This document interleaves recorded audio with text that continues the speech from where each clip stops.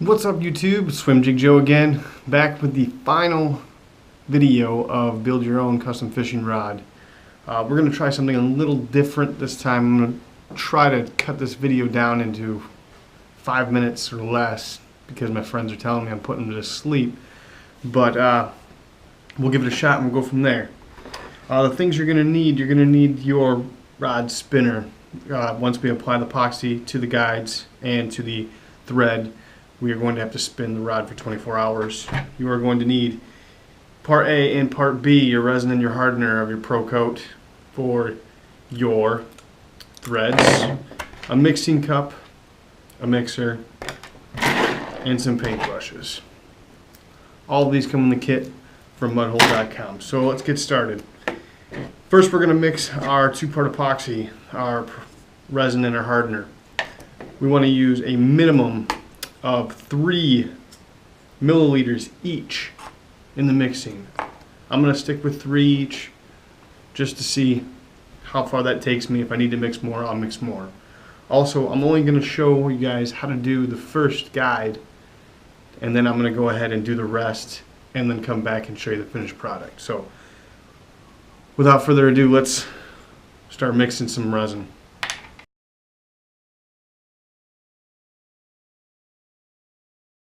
Alright, so we got 3 milliliters of each, the resin and the hardener in.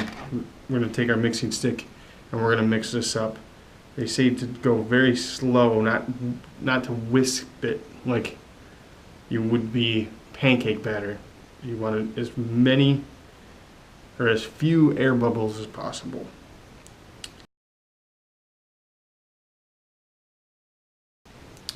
A minimum of 3 minutes.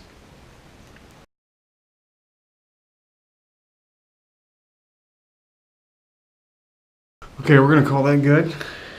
We're going to turn our rod spinner on and we're going to start applying some Pro Coat.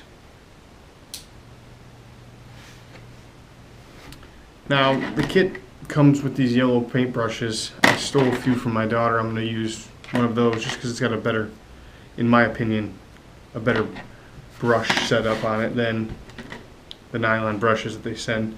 So basically all we're going to do here is we're going to get the brush saturated in the epoxy. We're going to hold our cup under for any kind of dripping, and we're going to make sure that doesn't bump our hand, obviously. And then we're just going to start at the base, and we are going to get as even of a coat as we can.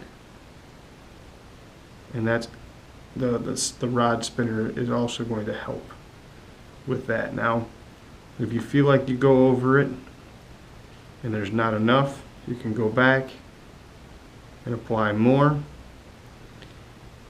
They recommend that if you feel like you need a second coat, to wait 24 hours, let the first coat set, and then apply the second coat. And I should have pushed this wrap together a little tighter on the top, but it should be alright.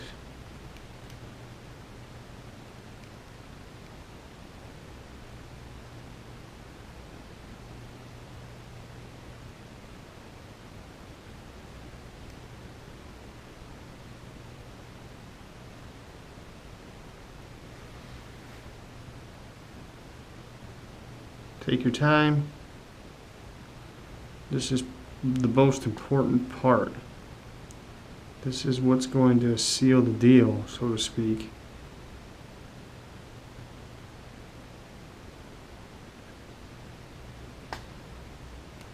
And solidify the connection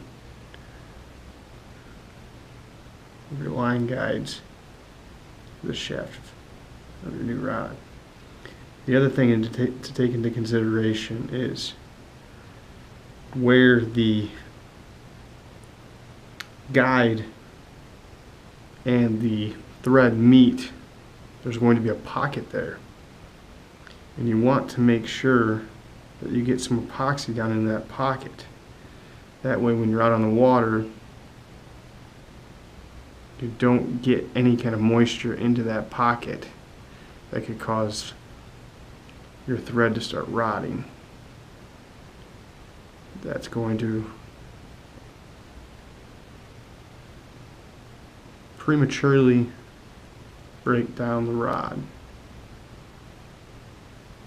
And we don't want that. We've already put enough time into this. We just want to catch fish with it.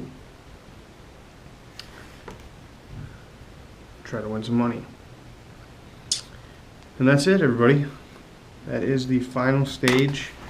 I'm about to dump epoxy all over the place. That's the final stage of creating your own custom rod. Hopefully we'll be able to get this out on the water for you soon. I think Sunday we're going to hit the Detroit River and jig for some walleye. I typically like chasing bass, and that's what you're going to see primarily on my channel. However, the walleye are in, the bass fishing slow, and I'm ready to fish. So don't forget to like and subscribe, hit that notification bell, and we'll be back with some good material for you this summer.